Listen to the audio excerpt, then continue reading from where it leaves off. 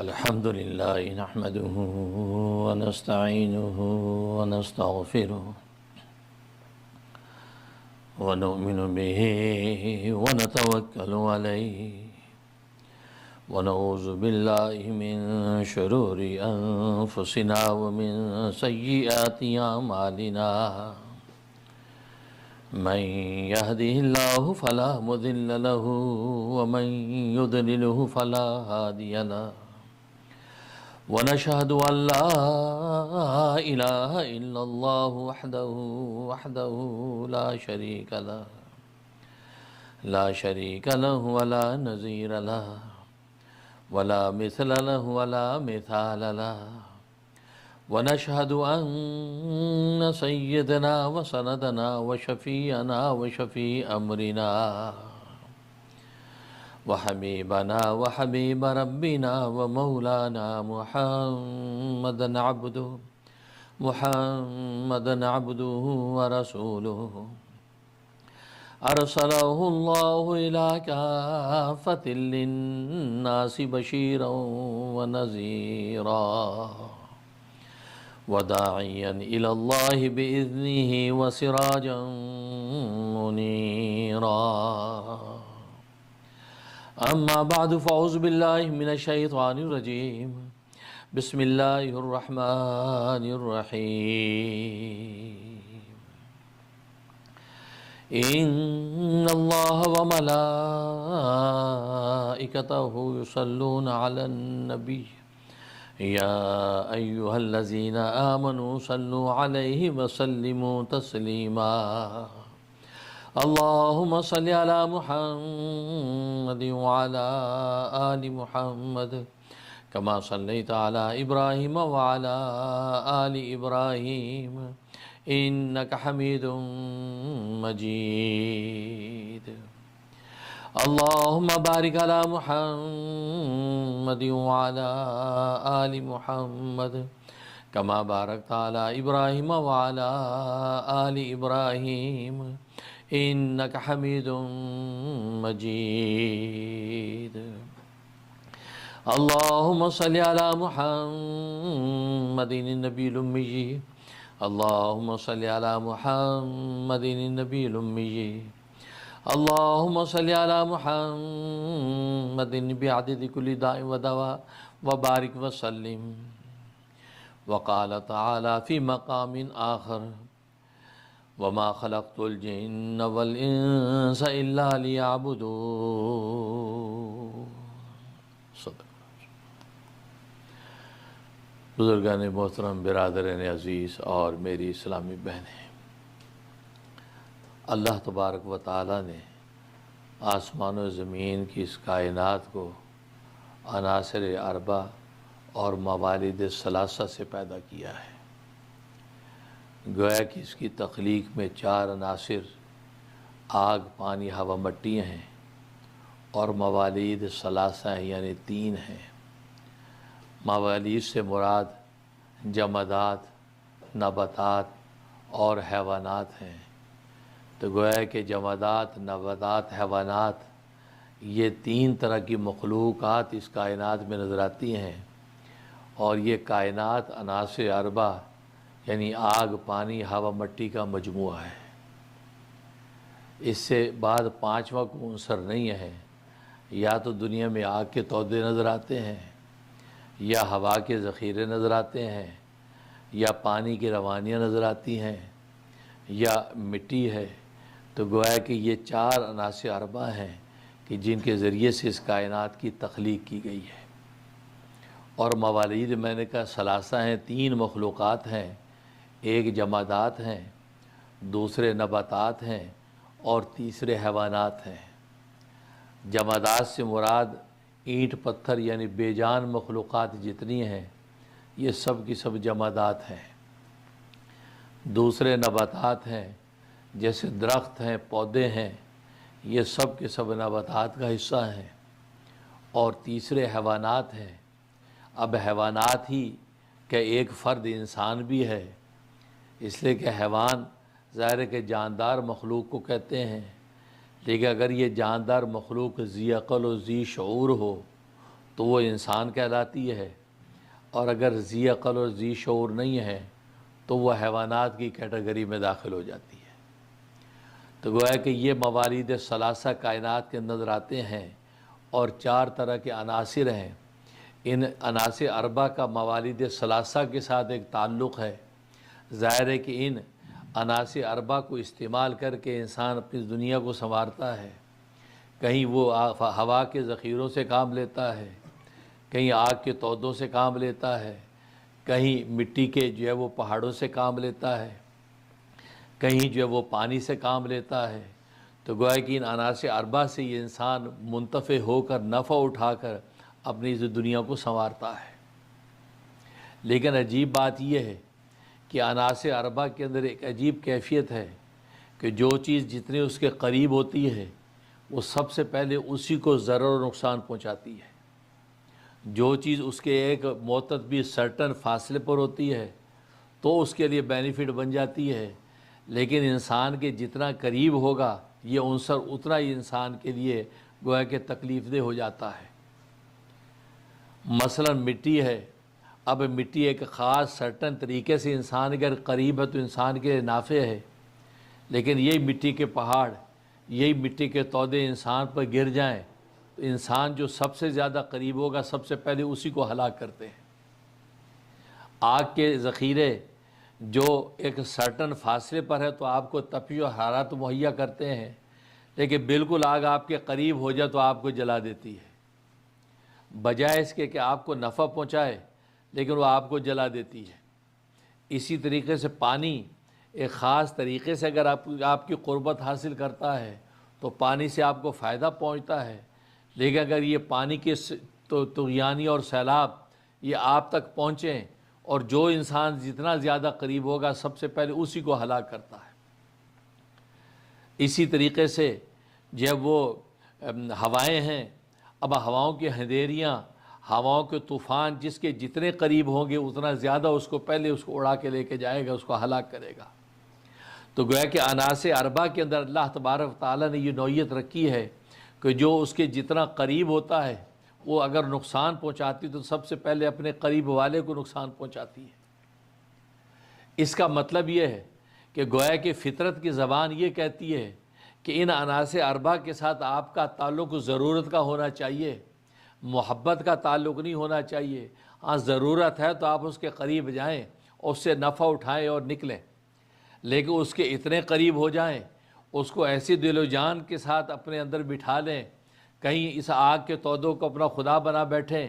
کہیں درختوں کی پوجا پاٹ کرنا شروع کر دیں، کہیں دریا کی روانیوں کو خدا کا اوتار بنا لیں، تو گویا کہ اس کی تمہیں اجازت نہیں ہے۔ ہاں تمہاری ضرورت کی چیز ہے، تم ان چیزوں سے ضرورت کا تعلق رکھو، اور ضرورت کے تعلق کا مطلب آپ سمجھتے ہیں جب آپ کو ضرورت ہے تو آپ اس کے قریب جاتے ہیں، اس سے فائدہ اٹھاتے ہیں، ضرورت نہیں ہے تو آپ اس کی طرف جانے کی کوشش نہیں کرتے۔ اس کی مثال حضرت حکیم الامت مجدد ملت مولانا اشرف علی تھانوی رحمہ اللہ تعالی نے یوں دی ہے کہ جیسے بیت الخلاء ہے، بیت الخلاء انسان کی ضرورت کے لیے ہوتا ہے، انسان کی راحت یا انسان کی محبت کے لیے نہیں ہے، لہذا انسان ضرورت کے لیے تو وہاں جاتا ہے، لیکن ضروری اتنا ہے کہ اگر پورا محل بنا ہو اس میں بیت الخلاء نہ ہو تو لوگ کہیں گے یہ محل ناقص ہے۔ ضروری اتنا ہے کہ اس کے بغیر محل ناقص ہے، لیکن ضرورت کا تعلق اتنا ہے کہ انسان کو جب ضرورت ہوتی تو وہاں جاتا ہے اور ضروری وقت وہاں گزار کر باہر نکلتا ہے۔ فرمایا ضرورت کا تعلق ان تمام عناصر کے ساتھ بس انسان کا اتنا ہی ہونا چاہیے تاکہ اس کے قلب کے اندر اس کی محبت بیٹھے نہ، وہ ان کو خدا نہ بنا بیٹھے، ان کی طاقت و وسعت کو دیکھ کر وہ یہ نہ سمجھے کہ یہ ہواؤں کے ذخیرے تو خدا ہیں، یہ آگ کے ذخیرے تو خدا ہیں۔ تبھی تو ان لوگوں نے دھوکہ کھایا، جب اٹسیلف ان عناصر اربع کی طاقت کو دیکھا انہوں نے سوچا تو خدائی تو انہی کے اندر ہے، آسمانوں کی خدائی تو آگ کے اندر ہے، لہذا مجوسی آگ کے سامنے جھک گیا کہ آگ ہی ساری کی ساری طاقت رکھتی ہے، جس کو چاہے جلا دے، جس کو چاہے چھوڑ دے، جس کو چاہے زندہ رکھے، جس کو چاہے مار دے، تو انہوں نے اسی کو خدا بنا لیا۔ ہواؤں کے ذخیروں کو دیکھا، ہواؤں کے طوفان بڑی بڑی بلڈنگوں اور انسانوں کو اڑا کے لے جاتے ہیں، کہا کہ لگتا ہے کہ اسی کے اندر خدائی اوتار ہے، لہذا ہواؤں کے اور طوفانوں کو خدا اور بنا بیٹھے۔ تو اس لیے اللہ تبارک و تعالیٰ نے 1,24,000 انبیاء اکرام علیہم الصلاۃ والسلام کے ذریعے سے اسی حقیقت کو واشگاف کرایا کہ یہ جو کائنات کی جو 4 طاقتیں تمہیں نظر آتی ہیں، یہ طاقتیں خدائی طاقتیں نہیں ہیں، یہ خدا بنانے کے قابل نہیں ہیں، بلکہ ان کا خدا کوئی اور ہے جو ان کا خالق بھی ہے، جو ان کا مالک بھی ہے، اور جو ان کو لے کر چلتا بھی ہے۔ وہ آگ کے ذخیروں کا اگر روک دے تو پھر وہ کسی کا بال بیکا نہیں کر سکتی۔ چنانچہ ابراہیم خلیل اللہ علیہ السلام کو آگ کے الاؤ کے اندر ڈال دیا، لیکن آگ کو جب آگ کے پیدا کرنے والے نے حکم دے دیا، قُلْنَا يَا نَارُ كُونِي بَرْدًا وَسَلَامًا عَلَىٰ ابراہیم، خبردار آگ ٹھنڈی ہو جا، ٹھنڈی ہو جا، اور ٹھنڈی ایسی اتنی ٹھنڈک نہ ہو کہ اس ٹھنڈک سے اس کو تکلیف پہنچے، بلکہ سلامتی والی ٹھنڈک اس کو دینا، اور آگ کا مجال نہیں تھا کہ آپ کا ایک بال بھی جلا سکتی۔ تو گویا کہ آگ کے ذخیروں کی طاقت پیچھے کسی اور ذات کی، جس کو خالق کائنات کہتے ہیں، جو اسی آگ کا خالق تھا۔ پانی کی روانیت جو انسانوں کو غرق کر دے، لیکن جب حضرت موسیٰ علیہ السلام دریائے نیل کے اندر داخل ہوئے تو پانی کی موجوں کو اللہ تبارک و تعالیٰ نے حکم دے دیا کہ خبردار موسیٰ علیہ السلام کے لشکر کو تم نے ڈبونا نہیں ہے۔ چنانچہ 12 راستے بن گئے اور پانی بالکل اپنی جگہ تھم گیا، اور راستوں میں سے بنی اسرائیل گزر گئے۔ لیکن جب اللہ تبارک و تعالیٰ کو حکم آیا تو وہی فرعون جو طاقت اور قوت کے نشے کے اندر داخل ہوا، جس کے کارندوں نے اس کو یہ کہا کہ بادشاہ سلامت، یہ تو راستے آپ کے لیے بنے ہیں، یہ راستے ان کے لیے نہیں بنے، چلیے آپ کے لیے راستے بنے ہیں۔ کیونکہ تاریخ میں آتا ہے کہ وہ ایک دفعہ کو ٹھٹکا، انہوں نے کہا کہ یہ کوئی خطرناک بات ہے، کیونکہ زیرک اور ذہین تو تھا۔ انہوں نے کہا لگتا ہے یہ موسیٰ کا رب بڑا ڈاڈا ہے، بڑا طاقتور اور قوی ہے، اس نے پانی کی موجوں کو روک دیا ہے، اور 12 قبیلوں میں ہر قبیلے کا الگ الگ راستہ بنا دیا ہے۔ یہ راستے ان کے لیے بنے، میرے لیے نہیں بنے۔ وہ رکا، لیکن ظاہر کے کارندوں کا نہیں جی، آپ کے لیے بنا ہے، جو خدائی کی طاقت آپ کے پاس ہے موسیٰ کے پاس کہاں ہے؟ موسیٰ خود مفلس غریب، تو اس کا خدا بھی اس جیسا غریب ہی تو ہوگا۔ ہاں آپ طاقتور قوی ہیں، آپ کے کارندے اتنے مالدار اور قوی، اور لہذا آپ کی قوت کا کیا عالم ہے، یہ راستے آپ کے لیے بنے ہیں تاکہ آپ اس کے اندر داخل ہوں اور موسیٰ علیہ السلام کے لشکر اجا لیں۔ ادھر موسیٰ علیہ السلام کے لشکر کے آخری افراد جو ہے وہ اس سے باہر نکل رہے تھے، اور یہ اس کے اندر داخل ہوا۔ جب سینٹر کے اندر جب گیا ہے تو وہی پانی جو اللہ تبارک و تعالیٰ کے حکم سے تھما ہوا تھا، اللہ کے امر سے وہ جاری ہو گیا۔ چنانچہ وہ ڈبکیاں کھانے لگا۔ اب جب ڈبکیاں کھانے لگا تو اس نے سوچا کہ اوہو، میری بات تو صحیح نکلی، اور لوگوں نے تو مجھے دھوکے میں ڈال دیا، جلدی سے ایمان لیا، میں ایمان لاتا ہوں موسیٰ کے رب پر، بنی اسرائیل کے رب پر میں ایمان لاتا ہوں۔ تفاسیر میں آتا ہے کہ حضرت جبرائیل صلوات والسلام نے سمندر کی گاب نکال کے اس کو منہ میں ٹھونس دی کہ کہیں اللہ تبارک و تعالی ظالم کی اس ایمان کو قبول ہی نہ کر لے، ساری زندگی ظلم و ستم ڈھائے، ساری زندگی خدائی کے دعوے کیا ہے، اور اب یہ مان رہا ہے۔ تو اللہ تبارک و تعالی نے فرمایا کہ الان، اب تو ٹو لیٹ ہے، اب ایمان قبول کر رہا ہے۔ ان کو دھکا دے دیا اور منہ میں گاب ڈالی، اور وہ پلٹ کے گرا۔ تو دیکھیں یہ پانی کے ذخیرے جب اللہ کا امر ہے تو وہ تھم گئے ہیں، جب اللہ کا امر آیا تو وہ پھر جاری ہو گئے۔ تو بالکل اسی طریقے سے آگ، پانی، ہوا، مٹی، یہ چاروں کے چاروں عناصر جو ہیں یہ اصل میں خالق کائنات کے ہاتھ میں اس کی قوتیں ہیں۔ لہٰذا ان کی قوتوں کو دیکھ کے کوئی یہ نہ سمجھ بیٹھے کہ یہی شاید خدا ہیں۔ ان کی قوت اور طاقت کے سامنے ہمیں سجدہ ریز ہونا ہے، انہیں سے ہمیں پناہ مانگنی ہے۔ تبھی تو پیدا ہوتے ہی انسان کے کان میں دین اسلام اذان دلواتا ہے، اور اذان میں پہلا کلمہ ہی بچے کے شعور کے اندر یہ ڈالا جاتا ہے، اللہ اکبر، اللہ ہی سب سے بڑا ہے، اللہ سے بڑا کوئی بھی نہیں ہے۔ دنیا میں آتے ہی پہلا سبق دے دیا ہے، بچے جب تو ہوش کی آنکھ کھولے گا تجھے ہوا کے ذخیرے بڑے نظر آئیں گے، تمہیں آسمانوں کی بلندیاں نظر آئیں گی، تمہیں زمینوں کی وسعتیں نظر آئیں گی، تمہیں آگ کے تودے جلاتے نظر آئیں گے، تمہیں پہاڑ کے پتھر کے پہاڑ تمہیں ہیبت ناک نظر آئیں گے۔ کہیں یہ نہ سمجھ انہوں بڑا سمجھ بیٹھے، یاد رکھ ابھی سے تجھے سب بتاتے ہیں، ان سب کا جو خالق اور مالک ہے وہ اللہ ہے، اور اللہ اکبر ہے، اللہ سب سے بڑا ہے۔ تو یہ ایمان لے کے بچہ آتا ہے، کیونکہ وہ کمزور یہ سوچتا ہے کہ میں اتنا کمزور یہ دنیا میں جیوں گا کیسے، پیوں گا کیسے؟ سنبھالے کا کون؟ اللہ نے کان میں شور کے کال میں ڈال دیا، اللہ سب سے بڑا ہے۔ اللہ تجھے اس ناتوانی اور کمزوری میں کھلائے گا بھی، تجھے پلائے گا بھی، تجھے سلائے گا بھی، تجھے اٹھائے گا بھی۔ اگر انسان میسر نہیں، ماں باپ میسر نہیں، تو دوسرے رشتوں کے ذریعے تیری پرورش ہوگی۔ اگر کوئی انسان بھی میسر نہیں ہوگا تو جنگل کے درندوں سے تیری پرورش کرے گا۔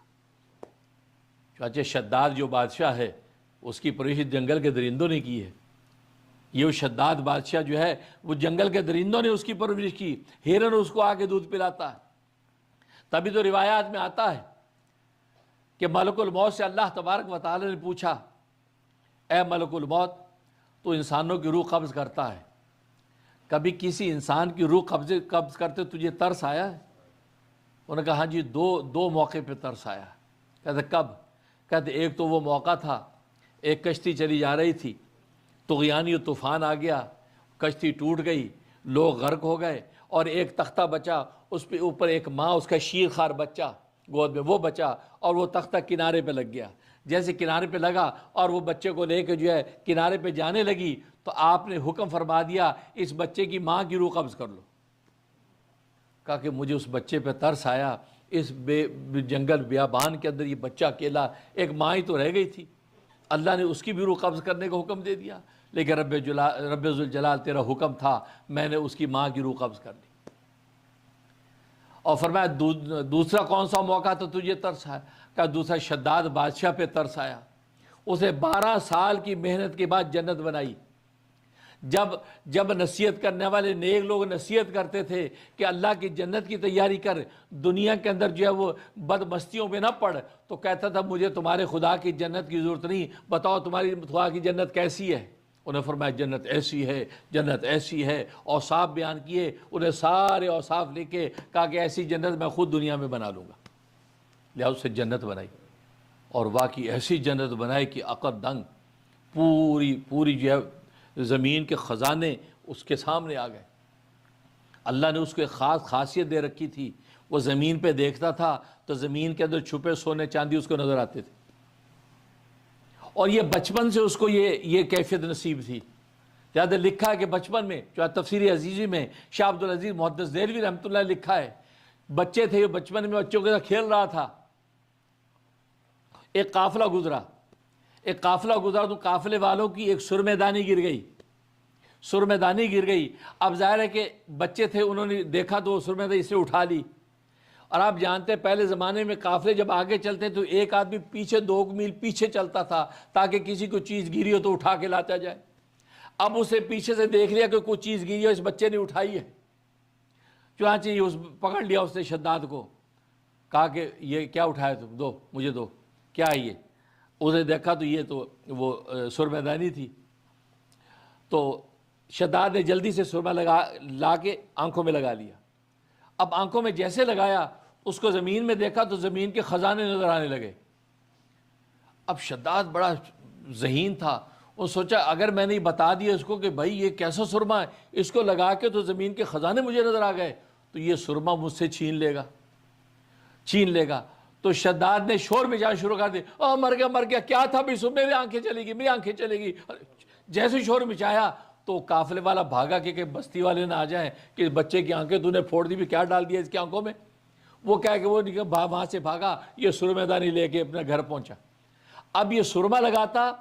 اندر خزانے نظر آتے، کہیں سونے کی پلیٹیں، سونے کے خزانے، چاندی، ہیرے، جواہرات۔ یہ وہ خزانے تھے کہ اس کو اس سے اکٹھا کرتے کرتے یہاں تک اتنی طاقت بنا لی کہ ملک کا بادشاہ بن گیا۔ اور پھر خزانے زمین کے نکال کر اس سے وہ جنت بنائی، وہ ایسی جنت بنائی کہ شاہ عبدالعزیز محدث دہلوی رحمۃ اللہ علیہ فرماتے ہیں 1000 مستری تھے اس کے بنانے والے، اور ہر ایک مستری کے ساتھ ہزار جب مزدور تھے، اتنی بڑی تعداد، اور دن رات 24 گھنٹے جنت بنانے میں لگے رہتے تھے، یہاں تک کہ 12 سال میں جنت مکمل ہوئی۔ اس میں سونے چاندی کے درخت، ہیرے جواہرات کے پھل، اور جب وہ مشک و عنبر کی مٹی، ایسے کمالات جنت بنائی، اور اتنی حسین و جمیل جنت بنائی، یہاں تک خود نبی کریم صلی اللہ علیہ وسلم نے پیشن گوئی دی تھی کہ میرے صحابہ میں سے ایک صحابی اس جنت کو دیکھے گا، یہ پیشن گوئی دی تھی۔ چنانچہ سیدہ امیر معاویہ رضی اللہ تعالیٰ کے زمانے میں حضرت تمیم داری رحمۃ اللہ علیہ رضی اللہ تعالیٰ صحابی، ان کا اونٹ عراق میں تھے تو عراق میں ان کا اونٹ گم ہو گیا، اور وہ جنت عراق کے قریب کسی جگہ پر ہے، تو وہ عراق کے ان کا جنگل میں اونٹ گم ہو گیا، تو جنگل میں اپنا اونٹ ڈھونڈتے پھر رہے تھے، یہاں تک کہ صبح کا وقت ہوا، جب سورج طلوع ہوتا ہے وہ وقت جب ہوا، یہ ڈھونڈتے ڈھونڈتے اس جنت تک پہنچ گئے، اور انہیں دیکھا کہ اس جنگل بیابان میں ایسی حسین جمیل کون سی جگہ ہے، تو وہ خالی شان اس کے گیٹ اور اس کے جو وہ دروازے، اب اندر جیسے داخل ہوئے عین اس سورج کے طلوع کا وقت تھا اور سورج کی روشنی اس کے اوپر پڑ رہی تھی، تو جیسے اس کے اوپر روشنی پڑی تو اس لیے حسین و جمیل روشنیاں پھوٹی ہر طرف، ایسی چمک دمک سامنے آئی کہ اس کو دیکھ کر تاب نہیں لا سکے، بے ہوش ہو گئے، صحابی رسول بے ہوش ہو گئے، اس سے اندازہ کریں کیسی حسین و جمیل جنت بنائی تھی۔ اب اس کے بعد جب ہوش آیا تو جنت غائب تھی، اب وہ نکلے، اپنا اونٹ ڈھونڈا، انہوں نے پھر آ کے حضرت سیدنا امیر معاویہ رضی اللہ عنہ کا قصہ سنایا، انہوں نے جب علماء کو اکٹھا کیا تو سب نے کہا یہ رسول اللہ صلی اللہ علیہ وسلم نے پیشن گوئی دی تھی کہ شداد کی اس جنت کو میرے صحابہ میں سے ایک صحابی دیکھے گا، اور تمیم داری نے دیکھا۔ آج لوگ بھاگ بھاگ کے جو عراق جاتے ہیں نا کہ عراق میں یہ کر دو وہ کر دو، وہ اصل میں اس جنت کو ڈھونڈنے جاتے ہیں،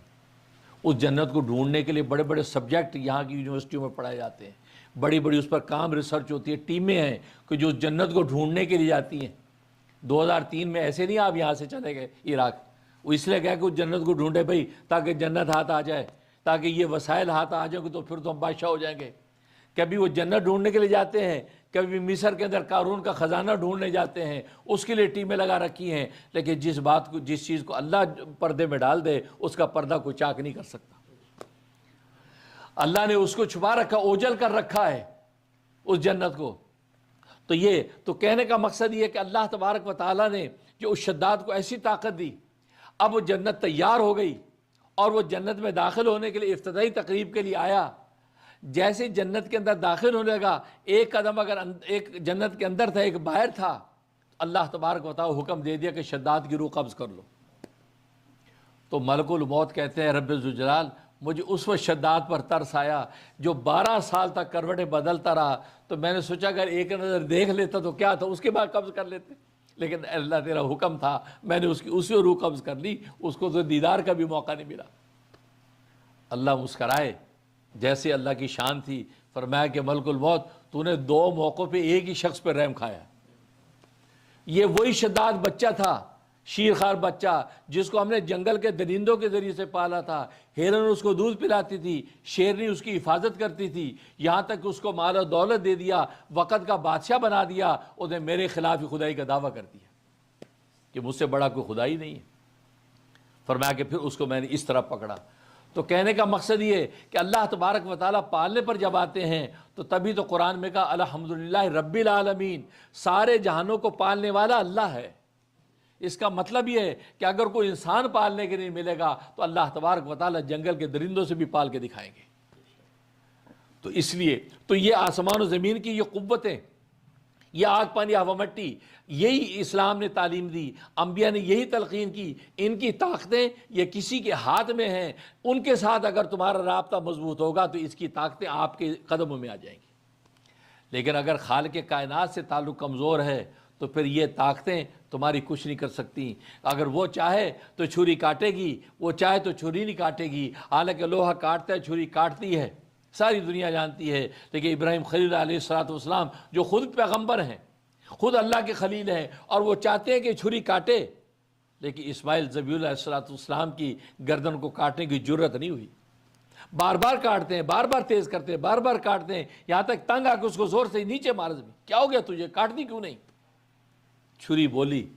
روایات میں آتا ہے چھری کو اللہ نے گویائی دی، چھری نے کہا کہ اے اللہ کے خلیل، تو کہتا ہے کہ میں گردن کاٹوں، تیرا خدا کہتا ہے کہ نہ کاٹوں، بتا میں تیری سنوں یا تیرے خدا کی سنوں؟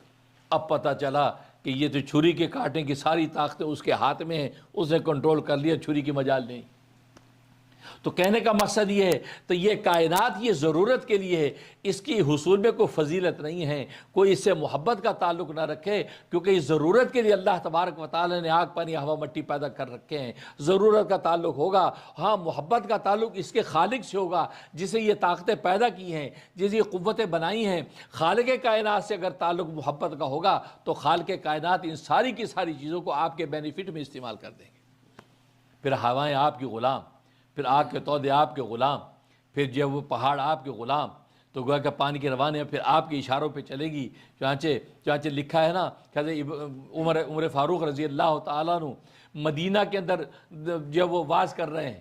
اور ملک شام کے اندر لشکر جرال لڑ رہا ہے، اور یہاں سے آواز لگاتے یا ساریت الجبل،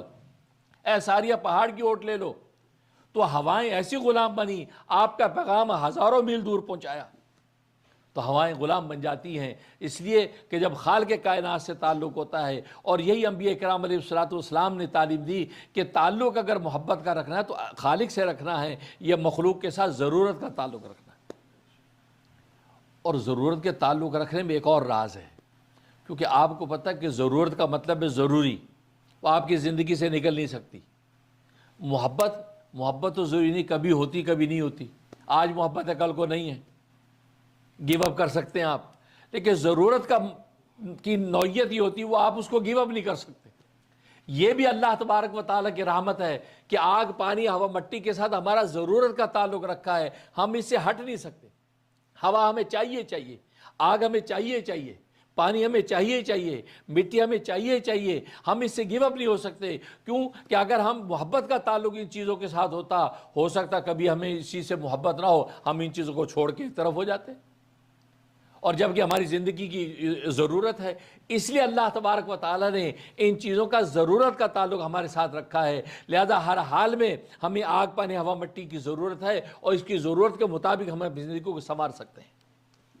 آگ کے ذریعے اچھا کھانا پکا سکتے ہیں،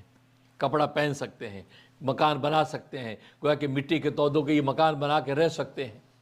پانی کی روائیوں سے نفع اٹھا سکتے ہیں۔ اس لیے ضرورت کا تعلق اللہ نے رکھا ہے۔ اگر محبت کا تعلق ہوتا تو کبھی ہوتی کبھی نہ ہوتی، اور جب محبت نہ ہوتی تو ہم اس سے کیسے بینیفٹ لیتے۔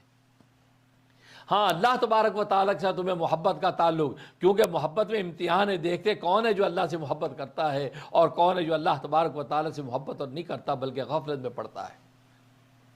ظاہر ہے کہ عاشقوں کے تو امتحان ہوتے ہیں، اللہ سے محبت کرتا ہے، ادھر کائنات کی طاقت کو دیکھتا ہے، ادھر چھپے خدا کی طاقت کو دیکھتا ہے، پھر دیکھتے ہیں کہ کس کی طرف جاتا ہے، اس کائنات کو اکبر سمجھتا ہے یا اس اللہ کو اکبر سمجھتا ہے۔ جب اس اللہ کو اکبر سمجھتا ہے تو کہہ دیتا اللہ اکبر، اللہ سب سے بڑا ہے، اس سے بڑا کوئی بھی نہیں ہے۔ اس سے علاوہ اپنی ذات میں پہاڑ بڑے ہوں گے، آسمان بڑے ہوں گے، آگ پانی بڑے ہوں گے، اپنی ذات میں بڑے ہوں گے، لیکن اللہ سے بڑا کوئی نہیں ہے، اللہ سب سے بڑا ہے۔ کیونکہ اللہ کی بڑائی کا جب اقرار کرتا ہے تو اللہ تبارک و تعالیٰ کائنات کی ساری اس چیزوں کو چھوٹا کر کے آپ کے قدموں میں ڈال دیتے ہیں۔ اس لیے فرمایا کہ تمہیں اللہ سے محبت کا تعلق رکھنا ہے۔ اب کس طریقے سے اللہ سے محبت کا تعلق رکھیں کہ ساری کی ساری کائنات کی چاروں طاقتیں وہ گویا کہ ان کا رخ اللہ کی طرف ہو جائے۔ اللہ اکبر، کمال ہے، اللہ تبارک و تعالیٰ کی صنائی خوب ہے۔ اللہ نے انسان جب بنایا، انسان میں چاروں کی چاروں ہی طاقتیں رکھ دی، اس میں آگ بھی رکھ دی، اس میں مٹی بھی رکھ دی، اس میں ہوا بھی رکھ دی، اس میں پانی بھی رکھ دیا، چاروں کے چاروں عناصر اس کے اندر بند کر دیے، یہاں تک کہ اس کو عالم اصغر بنا دیا۔ وہ تو عالم اکبر تھا، بڑا عالم تھا، یہ انسان کو عالم اصغر بنا دیا۔ ساری کائنات کی چاروں کی چاریں مضبوط طاقتیں اس انسان کے اندر بند کر دی۔ لہٰذا انسان کے اندر پانی بھی ہے، آگ بھی ہے، مٹی بھی ہے، ہوا بھی ہے، بلکہ یہ عناصر اربع جو انسان کے اندر ہے اس کا مجموعہ یہ عالم اصغر،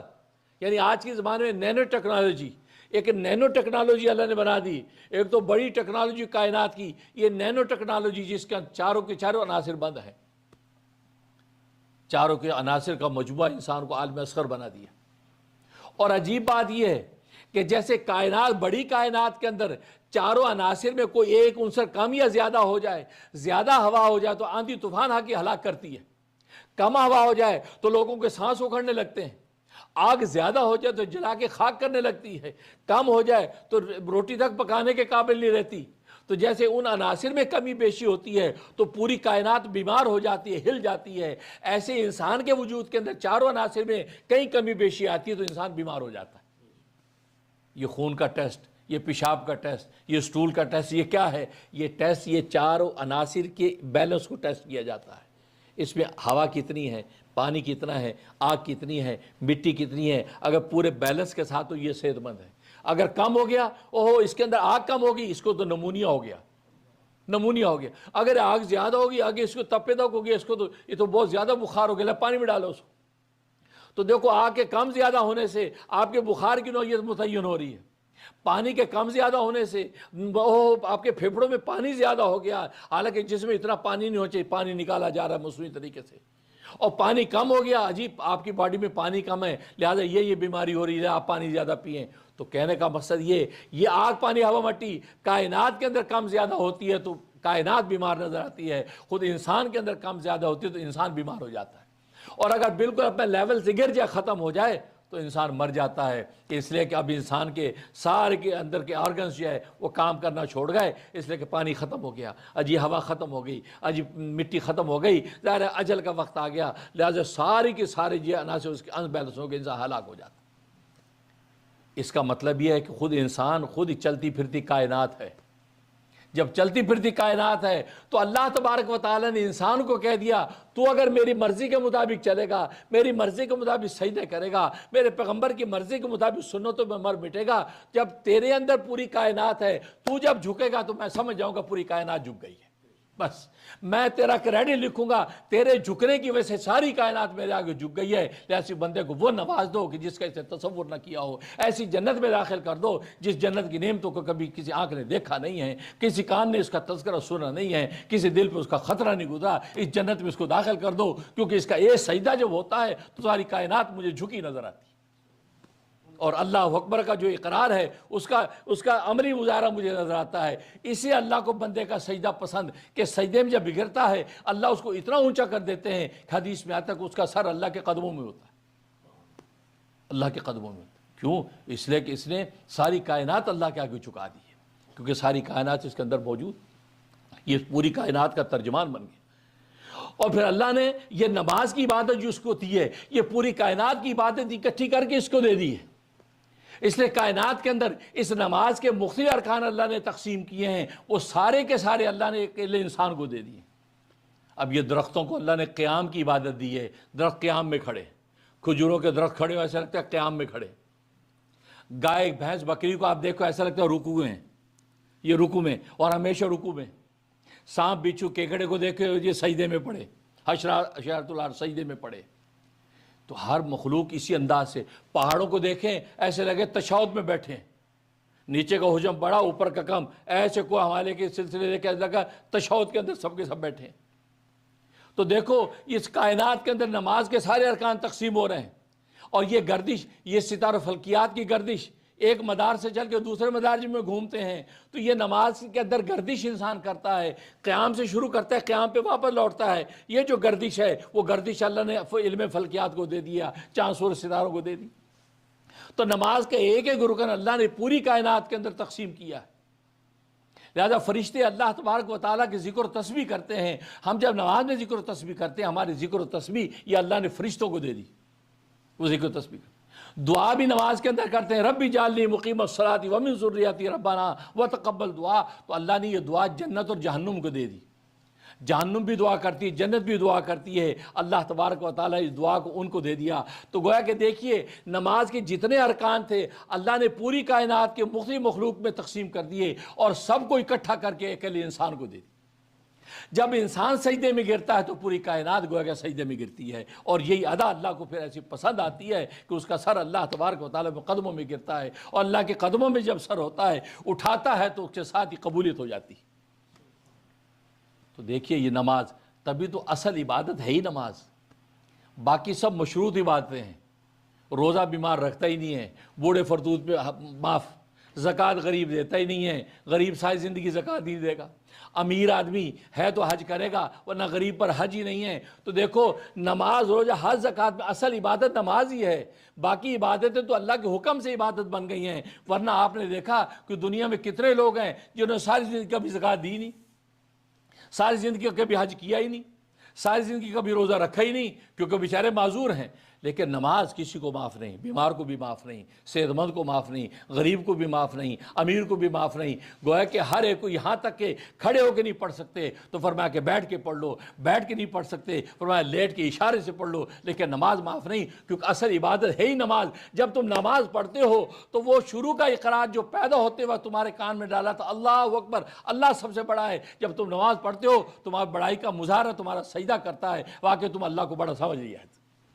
جب اللہ کو بڑا سمجھ لیا ہے تو پھر ساری کائنات چھوٹی ہو کر تمہارے قدموں میں آ جاتی ہے۔ اللہ سے دعا ہے کہ اللہ تبارک و تعالی نماز کی یہ شان حقیقت ہمیں نصیب فرمائے، اور ہمیں جو ہے واقعی ایسا سجدہ نصیب فرما دے کہ ایک ایسا سجدہ کر ڈالیں کہ خدا راضی ہو جائے، اسے ایک سجدے پر ہی جنت کے فیصلے کر دیے جائیں۔ وآخر دعوانا ان الحمدللہ رب العالمین۔ آج دعا کی درخواست کی ہے نور عائشہ صاحبہ، یہ انڈیا سے تشریف لائی ہوئی ہیں، کلکتہ سے اپنی بیٹی ذکرہ صالحہ صاحبہ کے ساتھ۔ تو انہوں نے دعا کی درخواست کی ہے اپنے ہسبینڈ عطی اللہ صدیقی مرحوم، اللہ تبارک و تعالیٰ ان کی مغفرت فرمائے اور ان کے درجات بلند فرمائے، اور ان کے جو ہے وہ نور عائشہ کے والدین محمد سلیم صدیقی اور نورجہ بیگم، ان سب کے دعا کریں، ان مرحومین کے اللہ بخشش فرمائے اور ان کے درجات بلند فرمائے۔ اور نور عائشہ اور ان کی بیٹی جو ہے ذکرہ صالحہ جو امریکہ آئیں، جو ماشاءاللہ یہاں پر ہمارے روحانی جو ہے وہ مجلسوں کے لیے تشریف لائیں، اللہ ان کا آنا مبارک فرمائے اور ان کو ظاہری باطنی دولتوں سے مالا مال فرمائے۔ اور ضروری اعلان یہ ہے کہ آپ جانتے ہیں کہ ہر مہینے پاکستان کے اندر جو ہے آن لائن میرا بیان ہوتا ہے، ہر انگریزی مہینے کے چوتھے اتوار،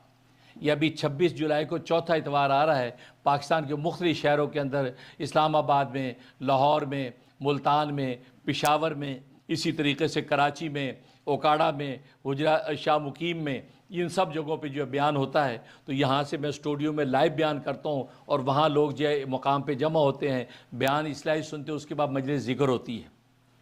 اس دفعہ انشاءاللہ 26 جولائی کو جو ہے پاکستان کے مختلف شہروں کے اندر انشاءاللہ بیان ہوگا، اور تمام حضرات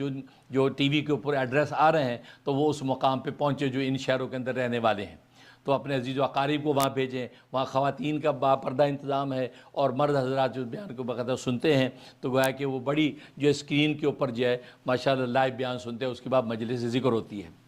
اور دوسرا یہ ہے کہ کراچی کے اندر اس دفعہ 26 جولائی کو